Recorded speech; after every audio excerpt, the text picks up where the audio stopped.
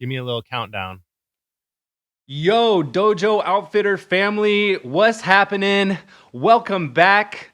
Oh my gosh, we are so lucky today on our YouTube show. I get to bring on someone I honestly never, ever thought would come on the show with me. One of Oregon's legends in jiu-jitsu, Fabiano Pegeleve Scherner. Fabiano, what's up, man? Oh man, what's up? Besides the COVID-19, let that shit aside, right? So, a lot of things, man. Like I just actually came from a good workout. I had to get some sweat on it, so did lift some weights, came straight up here, and that's what's up right now. Yeah. Well, dude, it's like I said, honor to have you on here. I remember the first time I ever met you. I came to your old gym on right off of 82nd. Ryan Walker was friends with my brother. They worked together, and I wanted to train with him one time before he moved to Vegas. Shout out Ryan Walker. What's up, man? And I got the pleasure. It was all, we did a little lesson, but then it was mostly rolls. And towards the end, I got the pleasure. Me and you, we got to roll. You choked the life out of me in a nice way. But dude, I am just so excited to have you here. Like I said, thank you so much. Dude, I want to start. I'm going to get right into it. Tell me how you started grappling. When was the first time you ever put the gi on or the no gi on? No. Well, first of all, thank you for having me here. Right, so it's my pleasure, honor to be here. Um, my first time was January. I don't remember if it's January 1st, but it was right there in 1999. So that was in Florianopolis, Brazil. I did, watch a first time in my life um, MMA show. That was UFC São Paulo, and the first time I seen there, people in the cage fighting, and I saw Vitor Belfort, knocking out Vanderlei Silva, and they're talking about, Carson Gracie, Jiu-Jitsu, all that stuff, like Brazilian Jiu-Jitsu, how, lethal is Brazilian Jiu-Jitsu. I was like, wait a second, I'm Brazilian, never heard about that. And I was a black belt in Taekwondo. And I was like, how that happened. But I grew up in a small town in the South Brazil, and I moved to a bigger town, which was Florianopolis. And then I got to watch, the small town I was living to, we didn't have cable TV, right? So I watched that and I was like, man, I love that. I want to do that, right?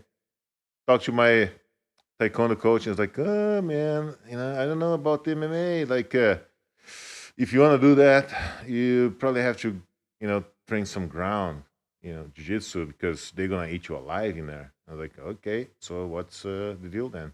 You gotta go to jiu-jitsu school.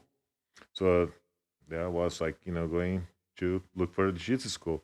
And I did found, there's affiliation from Carson Gracie School in South Brazil, which became a Brazilian top team affiliated, when they split from Carson Gracie. And there's where I started the whole thing in January 1999. So how old were you when you first started? 26 years old. Okay, man, I just can imagine. Old. No, heck no, dude. I didn't start until I was 31 or something. Yeah, 30 or 31. So I was way late in the game. Now I'm just happy for any time I get to train. Dude, tell me about, like, I just feel like you were dominant as a white belt. What was it? Were you good right away? Were you, did you catch on quick? Yeah, so my first 2 months in that school, which was affiliated to the affiliation in Florianopolis, right? So it's really small school. Was a purple belt coaching then, and I was so big and strong. I was 360 pounds, So like, man, Oh my yeah. God. So I actually, like a coach, put me some time, a little, couple of times, grapple some other kids in there, and I ended up breaking kid's arm, just by grabbing it and pulling too hard, so I didn't mean to. Yeah, But, yeah, yeah. I had no control of my strength, Yeah. so you don't know much about yourself when you start, how strong you can be. But I was just like, that kind of strength, just like, retarded strong.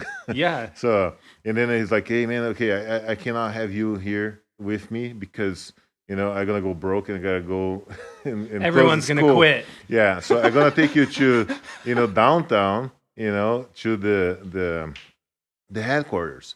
Like, all right, they have blue belts, purple belts, brown belts, and black belts in there, so they're going to be able to handle you. Like, okay, and I was like so excited, to go there. And in my mind, I would go there and just like whoop everybody's Yeah. ass, like Yeah. including the black belt. I'm the guy, So I go there and they humble me pretty good, But yeah, my first tournament I did within 3 months, and so I did my weight division, and I lost in the second match, and I was like, how can that happen? That's when you realize, jiu-jitsu, you know, is one of those things like there's no one to help you there, It's just yourself, right?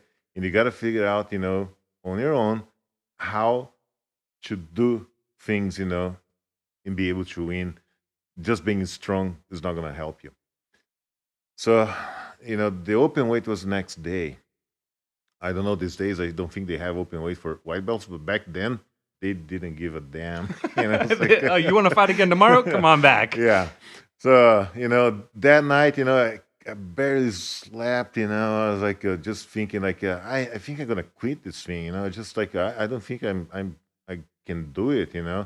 I just like I was so confident. And that guy just like broke all my like never never gonna be able to. Next day I'm there, and I consider one of my best performances until these days. I damn it, I dislocated a guy's shoulder, threw him, all over the place. A guy tried to triangle me, I picked him up. I did not slam, but pick him up, took him off my shoulders, put him down, and I did won the final against Murilo Ninja, Shogun's brother, in a pretty good performance. So that was I still remember every single match from that one. And in the end of that year, that's I got my blue belt then, So but then after that, I won in a win streak until purple belt. Um, yeah, the purple belt. I think I had my first loss. I broke my hand during the match, and then Yeah, you have. I mean, your grappling record is incredible. It's literally unbelievable. Now, you got your belts pretty like quickly because I think you got your black belt in like just under 4 years, I believe it was. So it was about what, about a year of belt for you, right? yeah. So the belt I last the longest was brown actually. Took me 1 year. Did you get stripes back then, or was it just belts? They did stripes, but the way I was doing, there was no time. I was just yeah. And the thing, like, I made the competition. Something. I was there for everyone that was available. I sold my house. Everything to put into the whole thing. As a purple belt, I moved to Rio and to Brazilian top team. Then my coach in South Brazil, he took me to Rio. Actually, when I was white belt, like within 6 months, my coach in South Brazil, Murilo Rupp, like, hey, you want to come to Rio? I'm gonna stay there for 2 weeks, and you want to come and train, so because I believe he saw something on me, and he wanted me get in touch already, as a white belt to see, a bigger world than the one I was having in South Brazil. And it's like, yeah. So I went there and I slept for 2 weeks in a dojo, on the mats, and like get in touch with like guys my size as well, and everything, training. So and then every time I had the opportunity, go to Rio and compete, I'll go like and stay for 2 weeks before, but that requires some money, so I had to quit my job and then to keep up, so I sold my house. Pretty much like cost me, my first marriage. um, and but I did what I had to do. Yeah. So So what were you doing for work at the time before you quit? so going back, in time, the way I saw that first, like a UFC in my life, I was working at a hotel as a receptionist, in the night during the night, and I kept that work, until I got my purple belt, I believe. I would work, from 11 p.m. until 7 in the morning next day. You were the night audit. Yeah, and then I'll go home, take 3 hours sleep, take the bus, go downtown, which was 1 hour in the bus, right? Uh, get your training, and then sleep in the mat, right? I'll get my food. For 2 years, my lunch was pasta and tuna.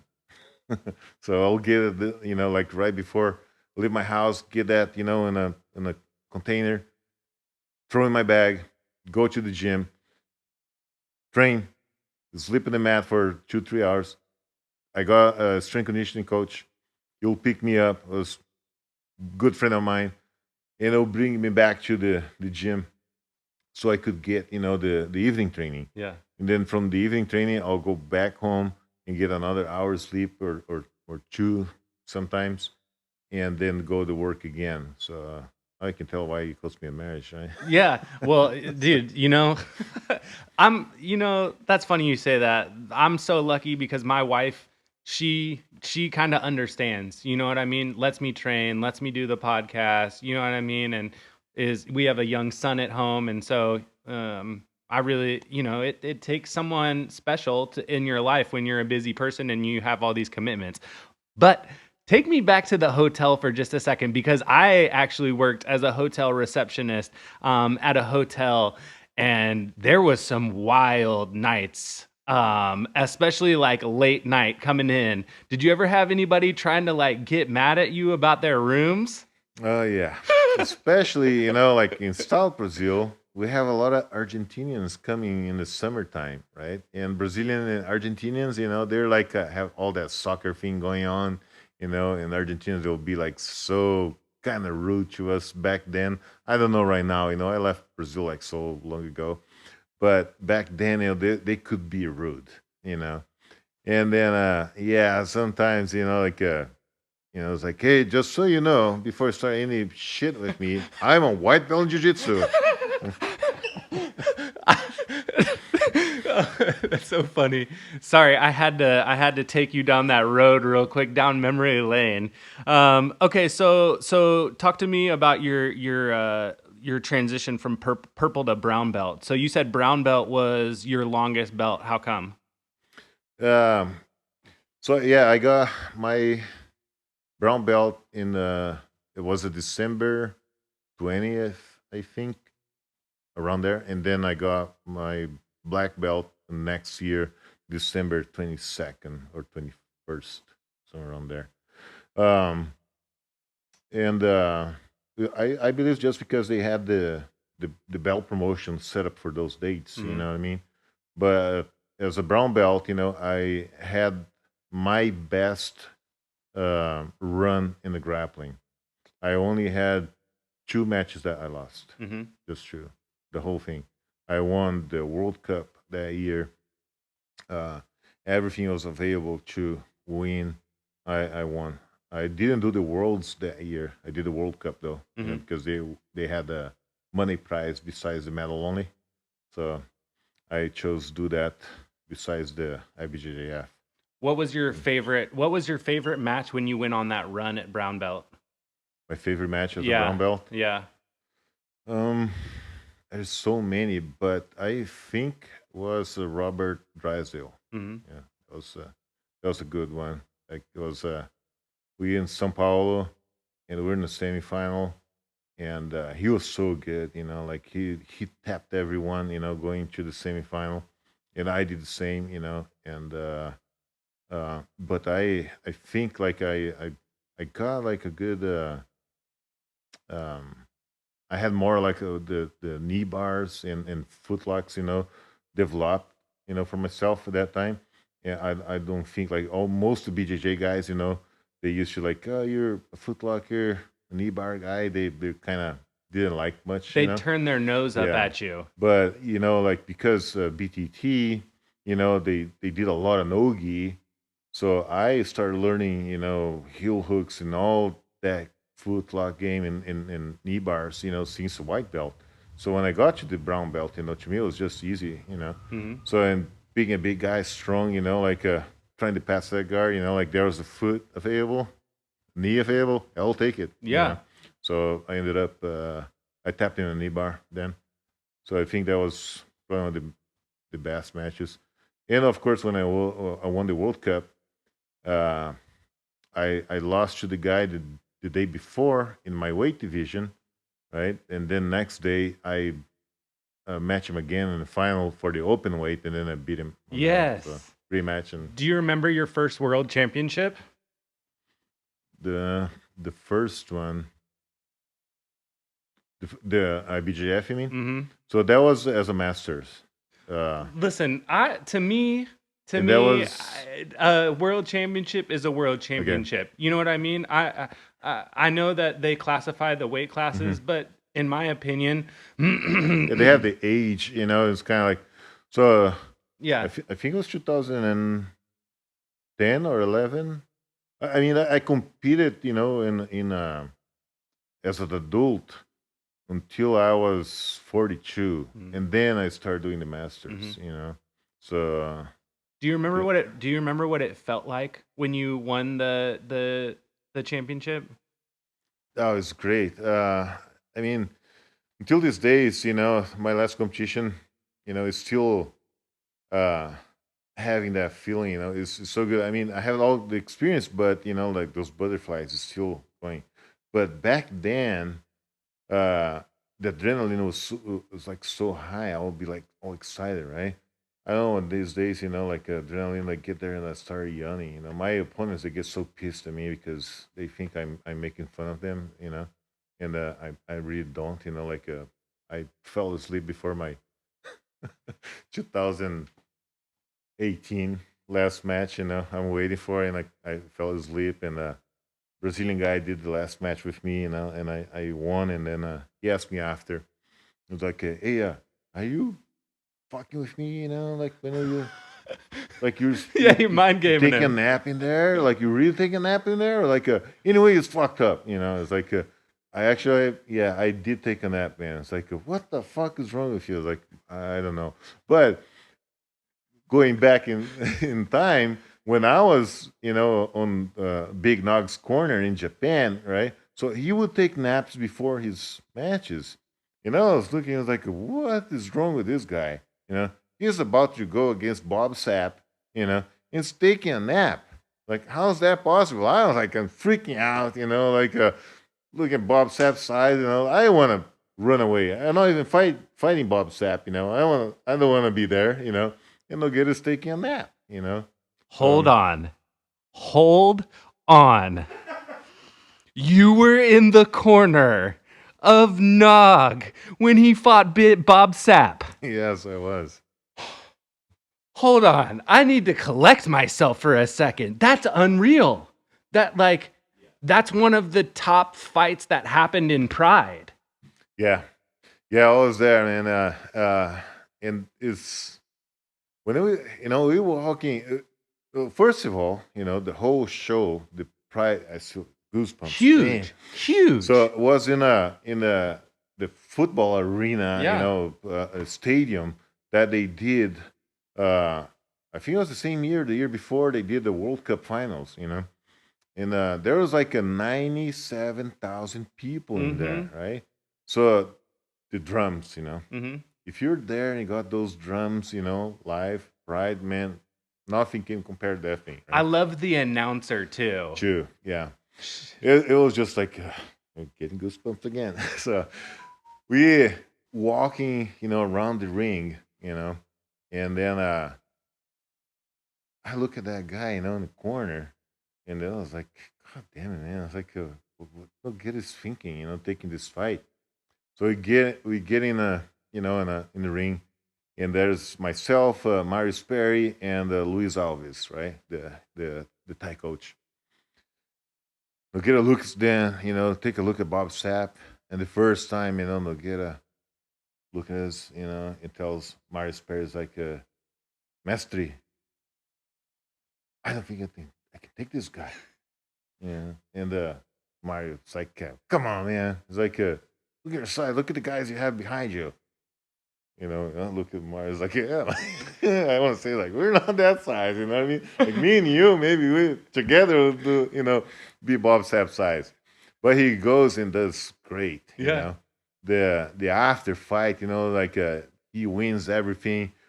Bring him to the locker room, and then um, he's like, look at me. He's like, hey Fabiano. It's like, did I win the first round or second round? So he didn't remember. Like it was so much adrenaline, everything. And it was like, yeah, man, second round submission, everything. So I threw him under the shower. He was just like, getting water, shower, like he stayed there for, plenty of time.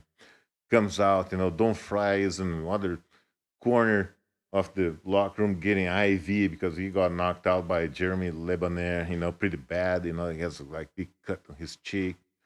And then Pride, promoters, they get into the room with Steve Austin.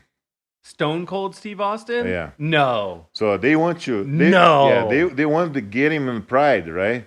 To fight. So they bring him to Japan and everything, like the whole week, he's meeting all the fighters, everything. I got to shake his hand, like, oh man, it's like, So were you a wrestling fan? I watched like WWF. Yeah, I watched when I was a kid, like whatever they had in Brazil, like back then. I watched, but I knew who he was. You know? Like can't miss that guy. He's huge. I was like a wrestling fan till I was like high school, but like till I was like 16, I was a huge wrestling fan. Stone Cold was probably one of my top 3, easy. Yeah. So he goes there. He wants to shake, get his hand, but I think like, he goes like, hey man, like shakes his hands like. You guys are the real fighters, blah blah blah. Like I can't do this thing, And I didn't understand why. Like so later, that he says on the press something like, "No, I'm not doing MMA." I think Pride, promoters they chose the worst, show to bring him to because there's so many knockouts that night.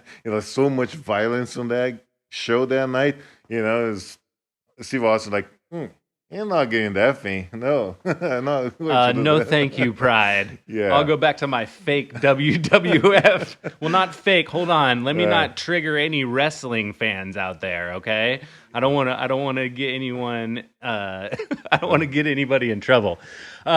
So tell me about when I was looking, kind of doing a little bit of research. It showed when you got your black belt. It was from Duarte and Bustamante. Mm-hmm. Kind of explain to me when you got your black belt, and then who you are under. So when I got my black belt, Brazilian top team, there were 4 black belts. They were running Brazilian top team back then. It was Murilo Bustamante, Ricardo Liborio, Zé Mario Sperry, and Roberto Duarte. And so they have set up, the date, to the promotion. And did you know you were getting promoted? No, I did. It was a surprise, or like you had like a feeling, or it was like a straight surprise. I didn't have the feeling. I didn't think I was because it was pretty fast. 1 year as a brown belt, right? And I did not expect, So I thought they were going to keep me, for another, year maybe, or something. But I guess they consider as well, like what I did on the gym as well. I was doing pretty well. But during the promotion, Mario couldn't make it. Ricardo was already in United States, starting ATT, with Conan and Dan Lambert, and everything. I think they hired him, and then, they took him from there like a year before that. Anyway, then so Bustamante and Roberto Duarte, they're there. So when they called your name, what was the feeling that you were getting your black belt? Yeah, I almost threw up. Did they give I was like like, did they give like a speech, and then the way our sensei does it is he'll like start to tell a story, right? Without saying the person's name, and then boom, at the very end he'll be like, yeah, Fabiano, come on down. yeah. I wasn't the last one. There was a guy. I was the one before last one, but yeah, they started from the lower belts and they go up. But we're talking about like there was 150 people in there, right? So the promotion itself like lasted, I think, 3 hours, almost four. We're there sitting, and everyone getting promoted. On the black belts, then they take their time, to make it, like is the last belt. Let's say it's Yeah. not the last, but you know the most important one probably on a journey. And so they call the ones that we kind of wondering, that's gonna get the black belt, that's gonna get the black belt. But I don't think anyone like kind of wondered I was going to get the black belt because it's like it was very fast. And then they called my name. I was like, I didn't move. Me? I didn't move, and then the guy finally slapped me on the shoulder. Said, man, get up! It's you. Me? I was like, oh shit, it's me. And then I go. I was like, okay, like I didn't know what to say. I look at Murilo, and then Murilo smiles. Like, how's that feel? It's like, I don't know. Yeah, I don't feel my feet. It's like, I can't tell right now. So Oh, that's so funny. Okay, so tell me how you got your nickname, Pege Leve, right? Pega leve, yeah. So I was a purple belt, and then I was training for the worlds. And man, like there were so many people that I did the whole training for the worlds, and I just stayed in the gym. I had nothing to do in the afternoon, so I stayed there. I took a shower, ate something, and the body's like, "Hey, you gonna stick around?" It's like, "Yeah." Like, okay, that's Nogueira is supposed to be here at this time, and maybe I'll get you training with him. He was going to go against it was like Coleman, or it was a big guy. So I don't remember who it was, but some big guy, right? On Pride. And then right, okay. Uh, and we were waiting, like Nogueira wouldn't show up. Finally he showed up like 2 hours later than he was supposed to be there. And then Libor was pissed. That's And jujitsu time, though, right? Are you? even So- even for Brazilians, kind of late. So, he goes, and and the bar goes like, "Wait, what the hell, man?" It's like, do you think like everybody has something to do, And then he goes like all humble, it's like, "Oh, I'm sorry, coach, but master, uh, hard training yesterday, and you know, slap like all sore. Like, can you actually take it easy on me today? In the bar. Oh, you want to take it easy on you today? Yeah, no, I have a guy here. Like he's gonna take it easy on you. For sure. Like cool guy. Like yeah, no, for sure. It's like Fabiano. Hey, put the boxing gloves on. And I was like, who, me? We're like, it's like, yeah. You guys gonna do some MMA. So the training he put Nogueira on was Nogueira has the small gloves MMA. I had the big gloves. I get on top of Nogueira, and I'm supposed to beat the crap out of him. He only could do submissions. He couldn't punch back. So my job punch, and his job, to sweep me, or survive whatever. Uh, and I go like, damn, like, look, yeah, he's gonna kill me. You know what I mean? It's like, what they gonna do? Like this, like you have that kind of thing in your mind, like these MMA guys, they're superheroes. Yeah. Like they're made by iron. Yeah, you're like, hey, just so you know, Nogueira, coach told me to do this. I don't want to do this at all. Coach said to do this. So I go, and then we started, and right, I started landing some heavy things, and there's some guys, sitting there and watching, and in the middle of the whole thing going on, some big shots, get him. He goes like, Coach, boy, I thought you were going to take it easy on me. This guy is like not taking easy at all, And the guys inside is like, yeah, that's his nickname. That's take it easy is his nickname. And then that's how the whole thing started. Then my coach from South Brazil came, to watch the Worlds, and then he came watch the training, like a week before, and then he asked, Liboris like, "Hey, how Fabiano is doing?" It's like, "Oh yeah, no, Pegalev is doing great," And then it's like, "What?" Pegalev? Who the hell? It's like, that's his nickname now, and yeah. What I've noticed, it's good to get a nickname in your gym. If you get a nickname in your gym, that means somebody is okay with you and you're going to be all right. Yeah, Are you a big nickname guy? Yeah, I try to find a nickname, but like the way Brazilians nickname someone is related to how they look most of the time. Shoe face. Yeah, that's a great nickname. So, and there you go. You know what I mean? Yeah. I was happy because my nickname was related to my appearance. Yeah, But then I was you're like, okay. It's not a terrible nickname. I'm gonna go with it. Yeah, it was a girl's magnet. Kind of like, hey, yeah, why they call you? Take it easy. It's like, oh well, You'll have to come see. Yeah, we'll have to find it out, But anyway, so my wife is gonna kill me. But I wasn't married that time. So. Yeah, that's right. Yeah. That's right. So okay, so you were talking about MMA. When did you get involved in MMA? So my plan was, do jiu-jitsu like as part of my training, But man, like I did like a week jiu-jitsu, like MMA can't wait, Yeah. I just fell in love. Yeah. It was like, this is a thing, man. I did things in jiu-jitsu I couldn't really do in taekwondo, right? So I could do put all the string I could. Mm-hmm. So I did my first match in MMA in 2003, if I'm not wrong. Like, been a long time ago. In Florida, actually. Yeah, after I got my black belt. Right. So I just I'm gonna all the way, So I did all that, and then I started in MMA, and my plan was like, man, I really want to go in UFC. I was helping go in Pride and everything, but I always did like the cage. Yeah. For some reason, my dream was to fight Mark Kerr, like back then.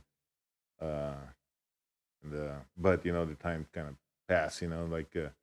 We we got we got like 3 times we were supposed to fight, but he couldn't make it.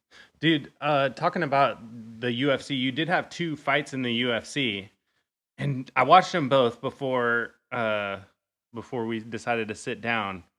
And man, you were close in one of those fights. You were so close. Yeah, I got really super nervous in the first time. I never thought like I heard before. Going to UFC, like a lot of guys like, man, like your first time in the cage is not easy, not easy to handle. All the feelings, emotions, everything, and yeah, that happened as well. Plus, having a Brandon Vera, lighter guy, he could, handle me for, first round, second round as well. Like a big guy always never gonna have the stamina than a lighter guy. Like all my fights, I won first, second round. I've been one time only, 30 fights, one time in third round only. So it's not, I'm not built, to go like in a freaking 5 rounds or even Right. 3 rounds. I'm all about power, and everything. But uh, going back, I think um, uh, I don't know. Like, it happened very fast. I Yeah. moved to United States, to train and work with Brazilian top team. Sorry, American top team, and then um, I did 7 fights in 12 months or no 16 months, and that took me into UFC. Mm-hmm. Right, it just like happened really quick, you know.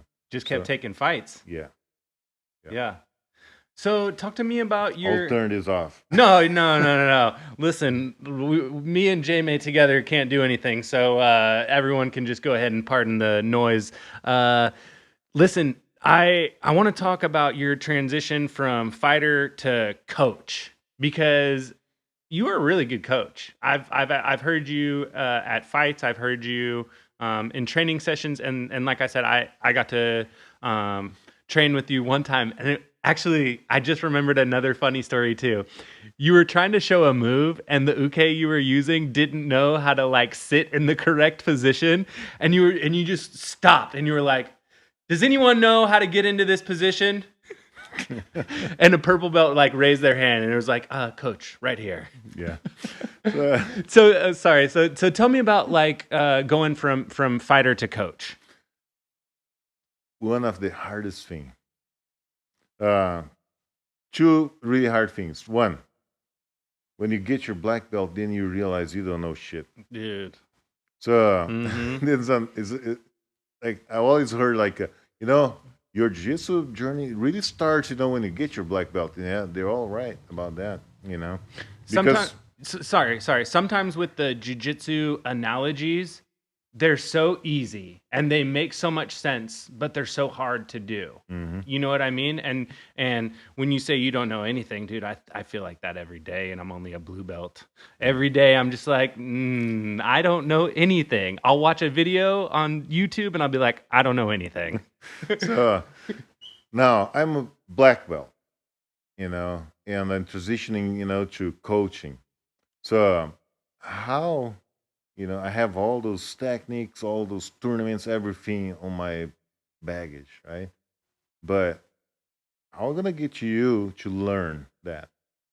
Do I just show the move and you're supposed to just pick it up like that?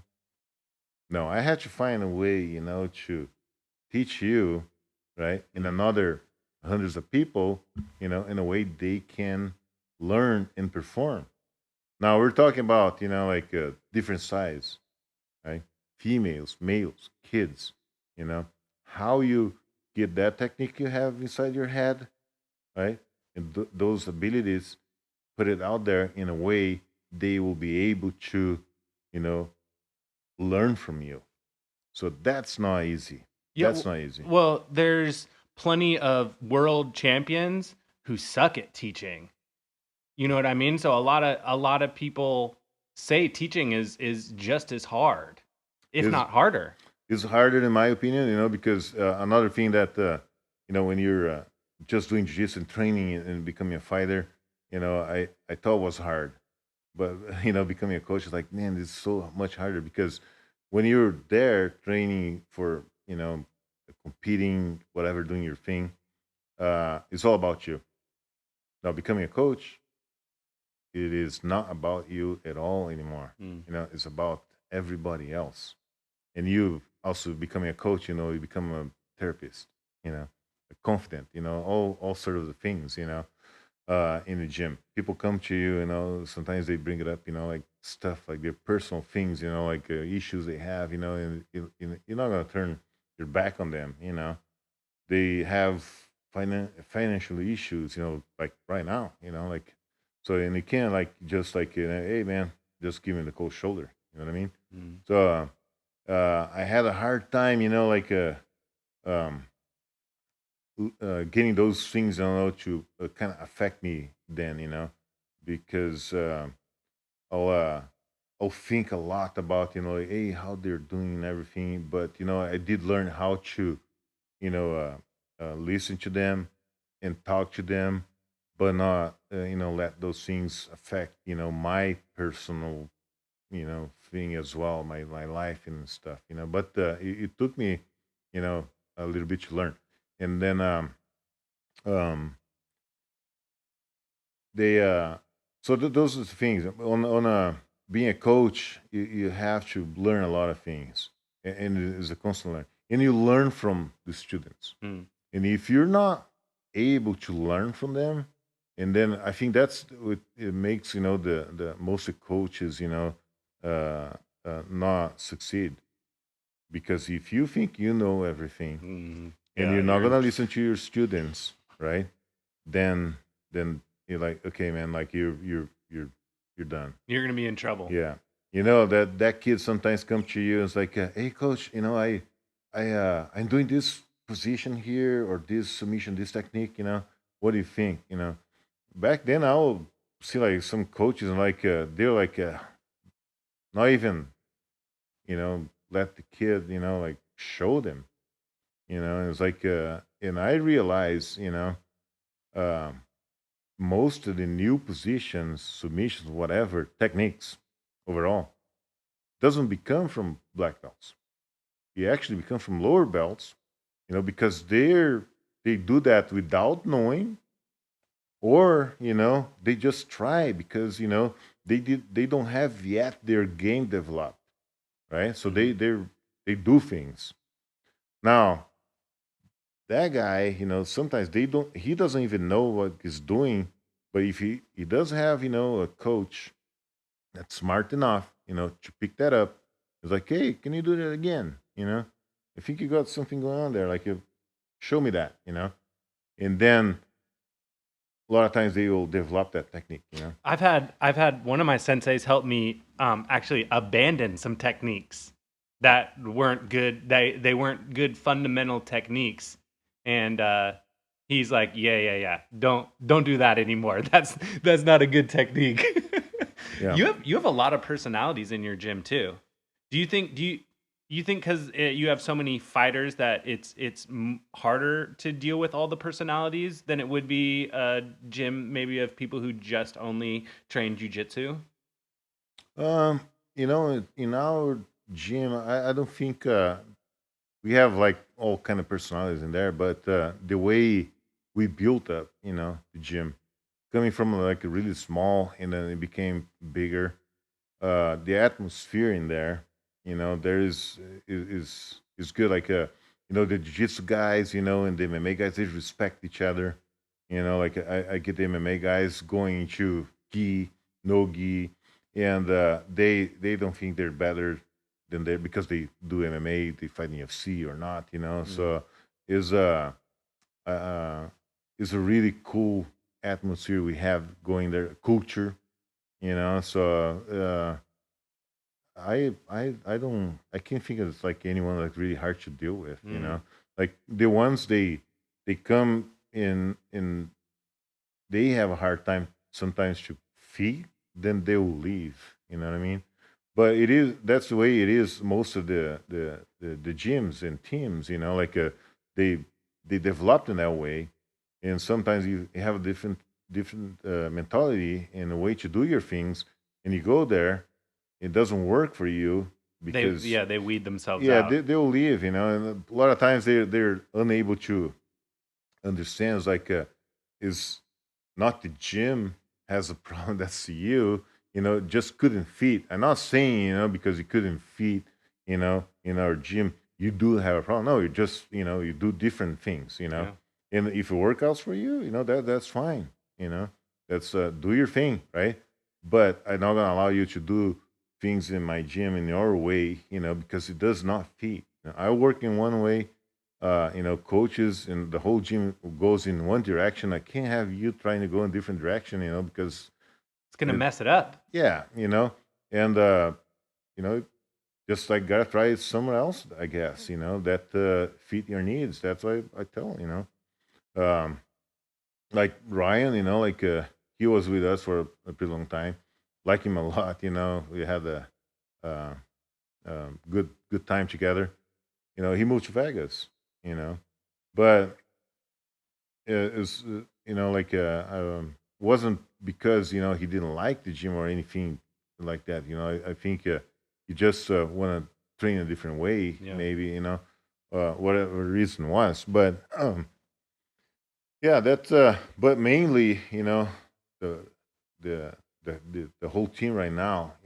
You got a good team right now. Everyone is going the same Coach, direction. you got a good team right now. Speaking of that, you just got back. I messaged you a few weeks ago, and you were like, hit me back after Ricky Simone's fight. So was that the Wednesday fight? Yeah, it was the Wednesday fights. Have you ever been to a fight where there was nobody? What was that like? I was at the Contender Series, right? So it's almost the same, right? The difference was, is way bigger. Do they need that big of an arena for nobody? Yeah, I don't know what the deal is. What is the business side of it, but they might need the walkout thing, everything. Doesn't look, so kind of might as well whatever it is. Yeah. UFC did a great setup, for the whole COVID thing. Like you get in there, every fighter has their own workout room, like nobody else from other camps, whatever. You don't, share same space. I think they did the great thing on that way. You know what I mean? They adapted, to the situation. And I see a lot of people, complaining about it, but they did a great job. I think they adapted to the situation. That's the way it is. A lot of people are haters of Dana White, but I like the guy. I think he's an asshole to people who are rude to him. But for him to get the fights back on, to have 3 shows in what was it, 8 days, 7 days, I needed it bad. It felt so good watching fights again and being excited and losing money betting. It was so fun. So when you got the COVID-19 test when you were there, the one that they stick up your nose. Mm-hmm. So what was that like? Did that feel funny? I felt like someone stick something into my eyeball and then playing my eyeball. My eyeball is touching my brain. So that's, if I don't know if that's a good description, but that's how I felt, my eyeball right now is like something sticking out, and then it's just kind of like it's touching my brain now. What's going on? You know what I mean? But I want to go back to Dana White a little bit, so Dana White, back then, said something, and I took that, for my business as well. He said, I will be stupid if I'll try to please everyone.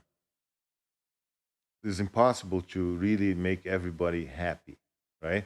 You gotta make the decisions that will be the best for the business, or So and he's right about that. You know what I mean? So that's the thing. He did look where UFC is these days. Did he do bad decisions? Seems like not. Seems like not, right? Yeah. All right. Before I get you out of here, do you have any? If someone wants to come and train, or someone wants to come to test out gym at American Top Team, are people allowed to come in, or how does it kind of work there? Yeah. After we're gonna be open and running, hopefully when the Oregon government allowed us, we do a 3-week trials. People, they can come, just schedule the week they want to go and try. They can try all the classes. We have a MMA program going on for, if you never did, you start as an amateur. So we build up a scheduled training. If you don't want to do just grappling jiu-jitsu, that's fine. We do have Muay Thai in there, kickboxing, boxing. So you can choose what you want to do. Yeah. Is a well-rounded gym, let's call it that way. We don't offer only one thing. So you want to become a fighter, we're there. Come on down. So, yeah. Well, like I said, this was such an honor to get you on here. I think you told me this is like one of your first ever podcasts too. So such an honor for me. Thank you so much. Dojo Outfitters family, you know what's up. Hit that like button. We love you. Peace out.